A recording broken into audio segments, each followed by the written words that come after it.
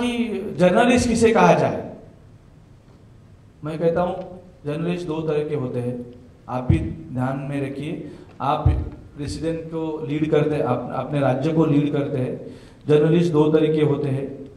एक जर्नलिस्ट जो पूरी तरह से काम करता है, जिसका घर किसी अखबार से मिले हुए पगार से चलता है, या वो खुद कहीं पे मालिक है, वो उसका पूरा व्यवसाय जो है वो इस पे बना हुआ है, एक जर्नलिस्ट है। दूसरा जर्नलिस्ट है जो कहीं पे थोड़ा सा काम करता है। आ जाइए सरकड़ी सर, सामने आइए, आप जरा लेट हो गए, आ जाइए। ऐसे कई जर्नलिस्ट है जो थोड़ा सा काम इधर का करते हैं और थोड़ा सा काम जर्नलिस्ट का करते हैं, जिसे हमारी मराठी में हाफ टाइम वाला जर्नलिस्ट बोलते हैं, अर्धवेळ, पार्ट टाइम जर्नलिस्ट। तो ऐसे ही जर्नलिस्ट होते हैं। जब सरकारी कोई योजना हम किसी को देते हैं तो सरकार बोलते हैं जो फुल टाइम रहते हैं उनको ही देनी चाहिए, क्योंकि ये हमारे मायने में नहीं आते। मैंने उनसे कहा कि एक घर में एक माँ है और उस माँ के दो बच्चे हैं, तो माँ कभी कहती है क्या कि ये बच्चा मेरिट वाला है और ये बच्चा कम मेरिट वाला है तो मैं इससे प्यार नहीं करूंगी, इससे प्यार करूंगी? हर कोई संगठन का ऐसे ही है। हमारे लिए तो सारे जर्नलिस्ट है, हमारे लिए तो सारे भाई है, हमारा तो काम है सबको हेल्प करने का।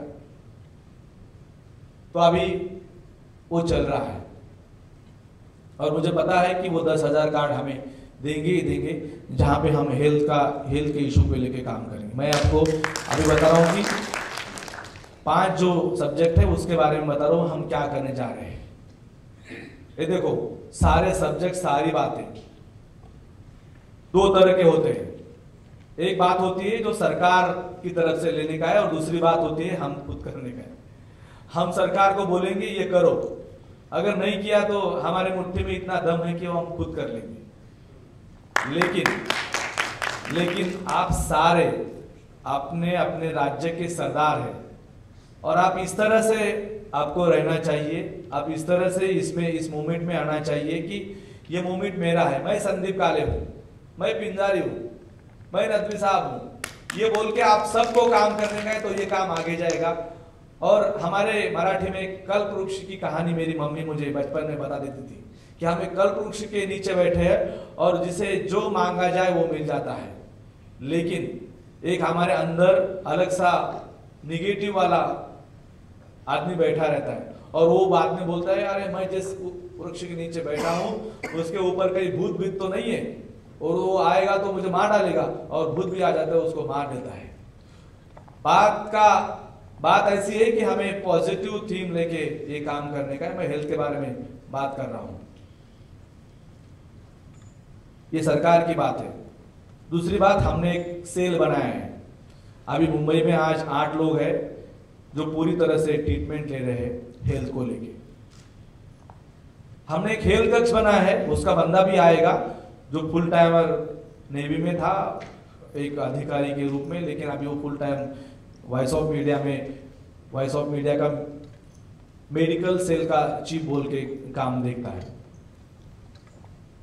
आज मुंबई में 8 पत्रकार ऐसे हैं जो अलग अलग हॉस्पिटल में इलाज उनका हो रहा है, मुफ्त में इलाज हो रहा है। कौन सा भी हॉस्पिटल में हो, हम जर्नलिस्ट के लिए कोई पैसा नहीं देंगे, ये हमने मुहिम ले ली है, क्योंकि पैसा ही नहीं रहता तो कहां से पैसा देंगे। तो इसीलिए वो भीमेश काम करता है, भीमेश आएगा और आपसे उसके बारे में बात करेगा। मेरा हर मिशन, मेरा एक तरफ सरकार का है और एक तरफ हम कर रहे वो चालू है, काम हो रहा है और हम किसी को दिखाने के लिए कुछ भी नहीं करेंगे। संदीप काले ने ये मूवमेंट खड़ा किया है, संदीप काले को कुछ भी नहीं चाहिए। संदीप काले सिर्फ लोगों का आशीर्वाद लेना चाहता है, लोगों के दिल में जाके कुछ देखना चाहता है। संदीप काले का जन्म जिस जर्नलिज्म के लिए हुआ है, उस जर्नलिज्म में काम करने वाला हर आदमी, उसका परिवार अच्छा सा रहना चाहिए, ये हमारा मिशन और विजन है, और इसको ही लेके हम काम करने वाले हैं। ये बात हो गई हेल्थ की। दूसरी बात मैंने आपको कहा था स्किल के बारे में। हमारा एक स्किल वाला यूनिवर्सिटी आ रहा है वॉइस ऑफ मीडिया का, जिसमें हम जर्नलिस्ट को स्किलिंग देने वाले हैं। और ये सारी बातें है, इसको मैं थोड़ा सा दूर रख के कुछ पैसों की बात करूंगा। मुझे हर किसी ने कहा कि इसका कुछ फीस रखना चाहिए, कि हम जर्नलिस्ट अगर है तो जर्नलिस्ट में यहाँ पार्टिसिपेट होने के लिए कुछ फीस रखना चाहिए। ऐसा मुझे हर किसी ने कहा। मैंने कहा ठीक है, चलो ट्राई करते हैं। तो किसी ने कहा कि नहीं यार, जर्नलिस्ट पैसे नहीं देते, ये नहीं देते, वो नहीं देते। मैं सोच रहा था, उतने में एक हादसा हो गया हमारे एक डिस्ट्रिक्ट में, उल्लाने में हादसा हुआ। तो आ जाइए आप ऊपर आ जाइए। तो बुल्ढाने के सारे जर्नलिस्ट एक जगह आ गए। उन्होंने 3 दिन में 3 लाख रुपए इकट्ठा किया और वो जर्नलिस्ट के घर में जाके दे दिया। एक जर्नलिस्ट गुजर गए थे एक्सीडेंट से। मैंने सोचा हम 1000 रुपए किसी से फी ले 2 साल भर की, तो भी ये जर्नलिस्ट जिस तरह से काम करते हैं, ये जर्नलिस्ट जिस तरह से इन्होंने काम किया है, तो इनकी ताकत अलग है। तो फीस क्यों ले। हमने ये कहे कि फीस का सब्जेक्ट ही छोड़ दिया। हम किसी चीज के लिए कोई भी फीस नहीं लेते कहीं पे भी। ये बात हो गई। हेल्थ के बारे में बोल रहा था, स्किलिंग के बारे में बोल रहा था। स्किलिंग की यूनिवर्सिटी हम आ रही है, क्योंकि हर किसी को अलग तरह से जिंदगी को देखने का नजरिया मिल जाता है जब कोई हम अच्छी सी चीज सीखते हैं। पत्रकारों के घर का सब्जेक्ट था, जो पत्रकार के घर है। यहाँ मुझे पता नहीं कितने को खुद का घर है, लेकिन मैं मुंबई में हूँ, मेरा खुद का घर नहीं है। मैं किसी के घर, किराए के घर में रहता हूँ। तो ऐसे हमारे डिस्ट्रिक्ट में देखा कि कितने लोग हो गए जिनको घर नहीं है। हम जहां जाकर मीटिंग लेते हैं, तो पता चला कि 80% लोगों को घर नहीं है और 20% लोगों को घर है। वो किसी के पिताजी के घर में रहते हैं, कोई भाई के घर में रहता है, कोई अपना पुराना घर है वहां पे रहता है। तो हमने अभी तय कर लिया कि महाराष्ट्र में एक डिस्ट्रिक्ट में 100 घर बनाएंगे, 100 घर। और वो घर किस तरह से रहेगा? केंद्र सरकार कुछ मदद करेंगे, राज्य सरकार कुछ मदद करेंगे, और जो जिसको घर मिलने वाला है वो थोड़ा सा मदद करेगा। मतलब 5-6 लाख में उसको वहां रहने के लिए घर मिलेगा। इसका पूरा प्लान हमने तैयार किया है और मुझे पता है कि जून जुलाई में पूरा होने वाला है। ये मैं सब इसलिए बता रहा हूँ कि आपके राज्यों में भी हमें ये करने का है। ये घर का होगा। और मेरा ऐसा है कि मैं जो बात ठान लेता हूँ तो मुझे भगवान भी आया तो मैं जब तक नहीं होती मैं शांत नहीं बैठा हूँ, ऐसा नहीं आता।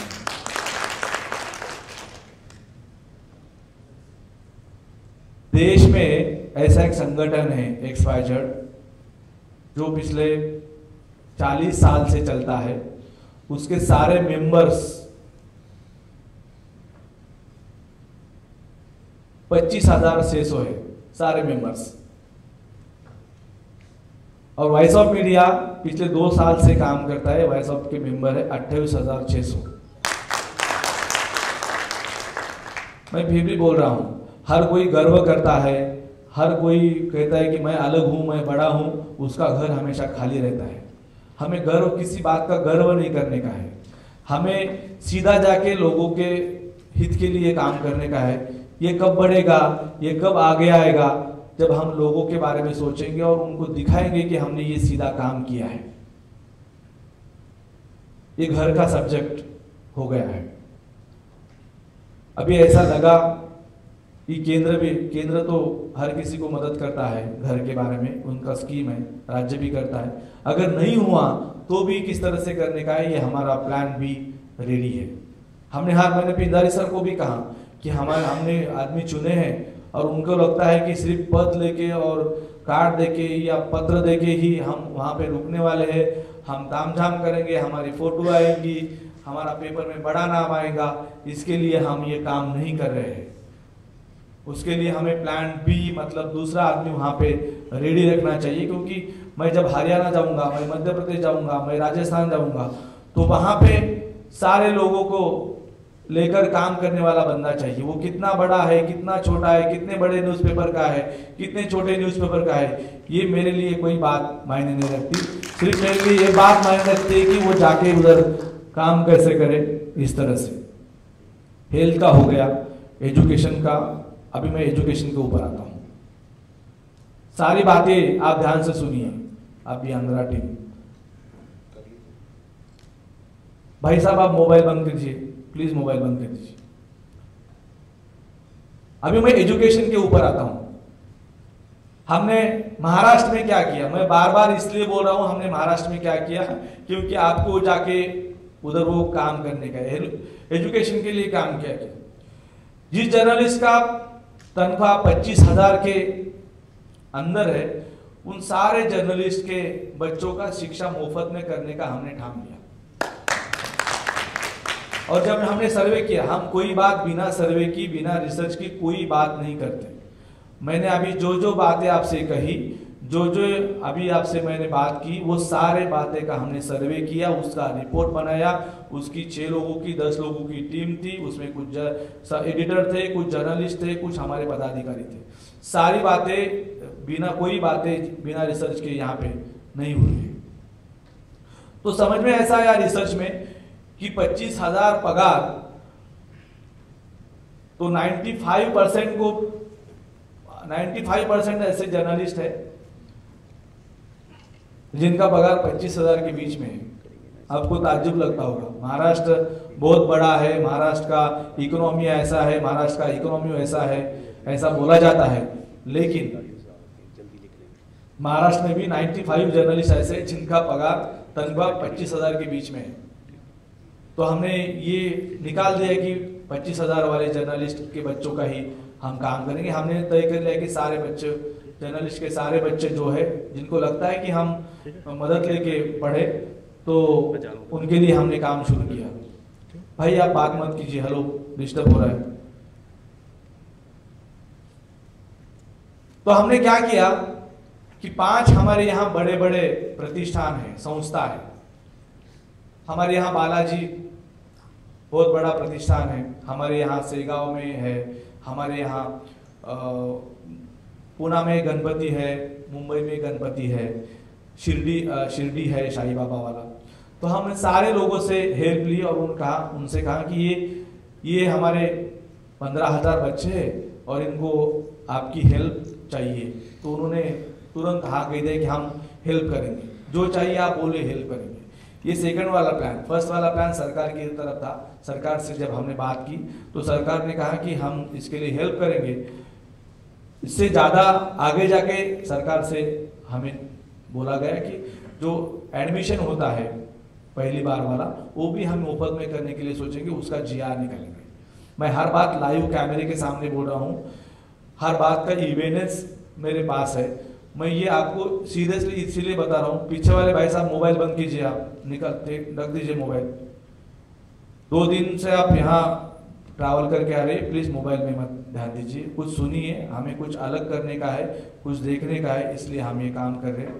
आप मोबाइल में रखे रहेंगे तो कुछ भी नहीं मिलने वाला है।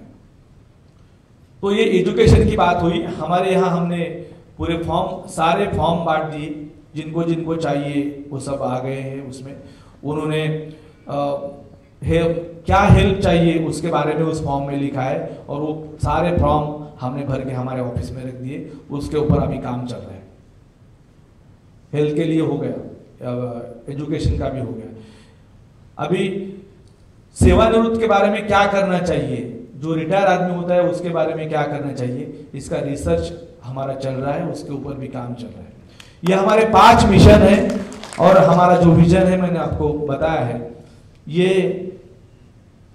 एक ऐसा संगठन है, एक ऐसी लड़ाई है जिस लड़ाई में हम सबको जी जान लगा के उतरना है और काम करना है। और मुझे पता है यहाँ पे आने वाला, यहाँ पे अगर कोई आदमी आता है कि मुझे फोटो निकालने का है, मेरा बड़ा नाम होगा, और शाम में वो जब चला जाएगा तो वो कम से कम इतना जरूर सोचेगा कि ये जो लोग कर रहे हैं मिशन बोल के कर रहे हैं, और इस मिशन में हमें उनका साथ देना चाहिए। ये जब आपके दिल से अंदर से आवाज आएगी तो मैं बोलूंगा, मुझे पता चलेगा, मैं समझ लूंगा कि संदीप काले की आवाज आपके दिल तक पहुंच गई है।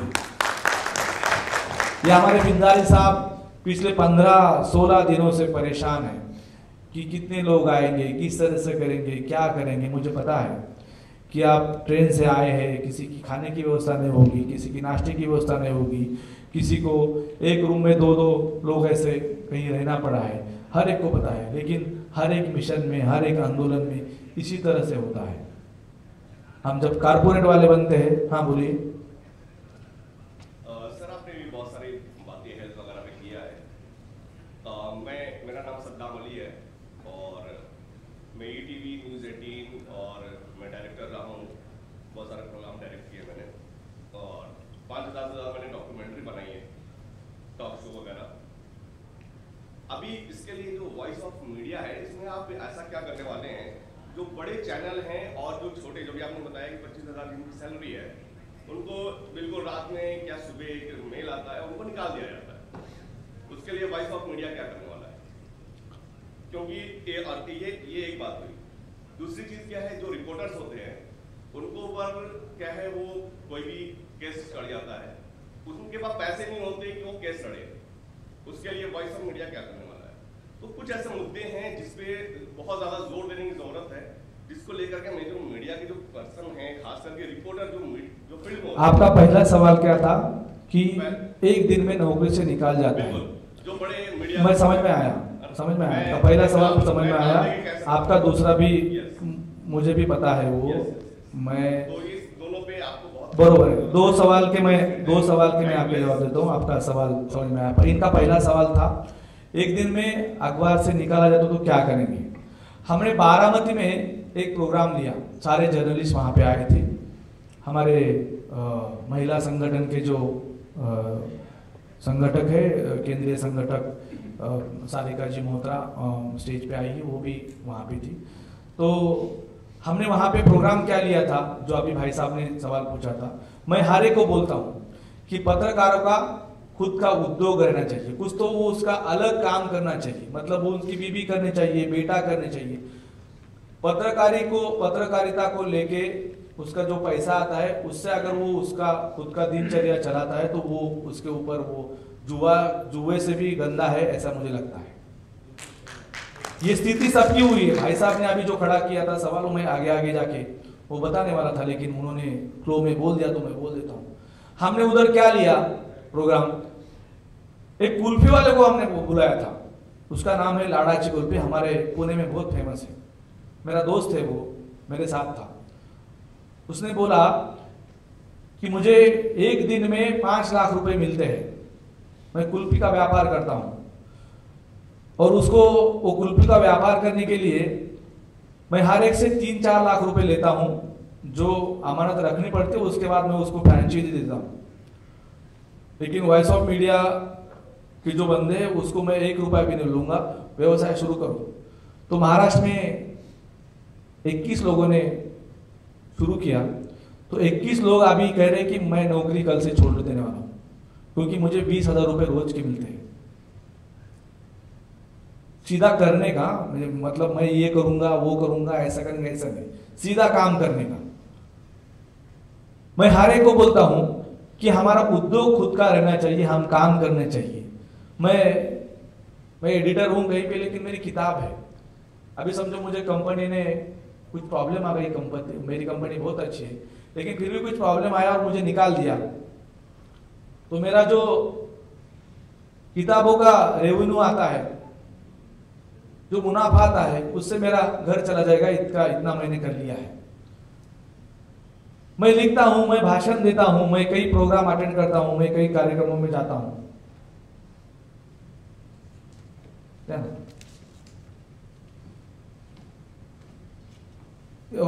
ऐका ना, संजय राऊत साहेबांनी बोला.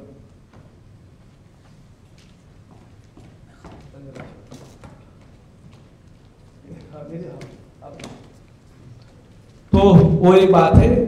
अभी संजय राउत जी आए. भागवत करार जी से हमने एक बात कर ली थी, आपके बारे में ही. भागवत करार जी से मैंने बात की कि हमारा पत्रकारों का महामंडल होना चाहिए. हर जात का, हर समूह का, हर चीजों का महामंडल है. तो हमारा महामंडल होना चाहिए. हर राज्य को 100 करोड़ रुपए हर साल मिलने चाहिए इस महामंडल. कांगो सर यावर.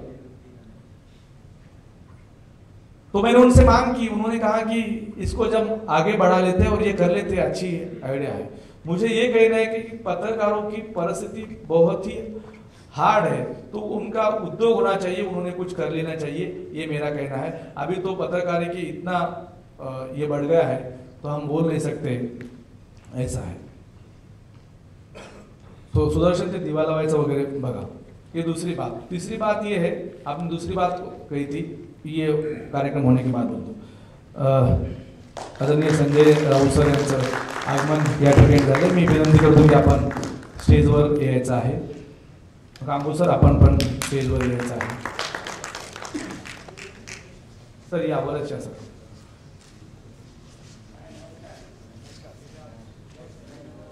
मी राऊत सरांना विनंती करतो की आपण स्टेजवर यायचे.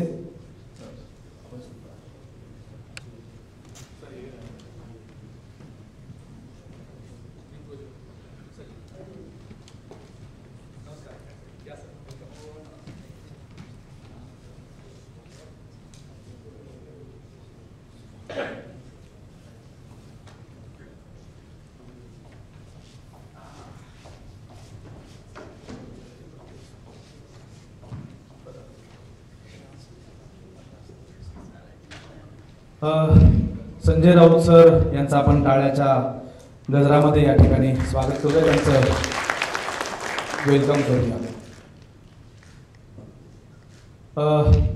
आदरणीय राऊत सर जी को कौन नहीं जानता, ऐसा है. जो पत्रकार है और खासदार है, और जो लड़ाई लड़ते हैं वो दिल से लड़ते हैं. जो अभी वॉइस ऑफ मीडिया पत्रकारों के लिए जो लड़ाई लड़ रहा है, वो जिस तरह से लड़ रहा है, वो उनकी एक अलग सी लड़ाई है और मुझे वो बहुत अच्छे लगते हैं. मैं उनका एडिटर होकर भी क्यों फैन हूँ, क्योंकि वो जो चीज़ दिल में थाम लेते वो करते हैं. तो मैं यहाँ उनका स्वागत करता हूँ, आदरणीय संजय राउत जी का. सर आपको बोला है, फिर भी 1-2 मिनट में बोलता हूँ, फिर आपका भाषण हम सुनेंगे. आपके हाथों से उद्घाटन भी हम करने वाले हैं. सर, ये वॉइस ऑफ मीडिया महाराष्ट्र के 20 जर्नलिस्ट एक जगह आए, उन्होंने वॉइस ऑफ मीडिया शुरू किया. ये वॉइस ऑफ मीडिया क्यों शुरू हुआ, तो जर्नलिस्ट के बच्चों के शिक्षा का जो गंभीर सवाल है यहाँ पे, इसके लिए शुरू हुआ. पत्रकारों के घरों के लिए ये वॉइस ऑफ मीडिया शुरू हुआ. पत्रकारों के स्किलिंग के लिए वॉइस ऑफ मीडिया शुरू हुआ. पत्रकार जो जब रिटायर होते हैं तो क्या करना चाहिए, उसके लिए वॉइस ऑफ मीडिया शुरू हुआ. और उसके पत्रकार, कई जगह ऐसा होता है कि नौकरी से निकाला जाता है, कई जगह ऐसा होता है कि अखबार बंद हो जाता है. तो पत्रकार किस तरह से उद्योग या दूसरे कामों में इंटरेस्ट लेके अपना गुजारा करेगा, अच्छा सा गुजारा करेगा, आपके बच्चों को पढ़ाएगा, इसीलिए वॉइस ऑफ मीडिया स्टार्ट हुआ है. और सबसे बात, पत्रकारिता की तरफ देखने का नजरिया बदलना चाहिए, इसीलिए वॉइस ऑफ मीडिया ये स्टार्ट हुआ है. मैं यहाँ पे दिव्या जी को विनती करता हूँ कि आप संजय राउत सर का यहाँ पे स्वागत करो. दिव्या जी.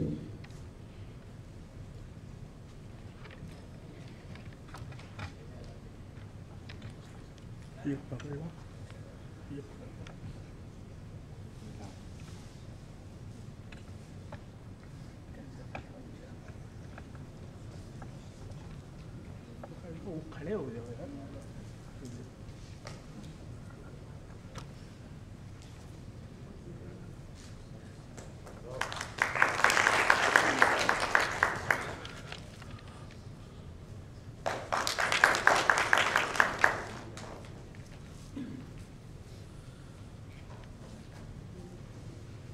मैं राउत सर से बात करता हूँ कि वो आपसे बात कर ले।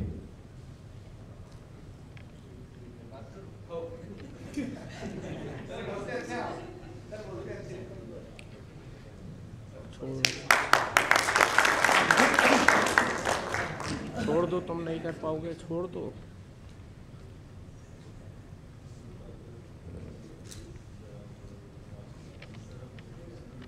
वॉइस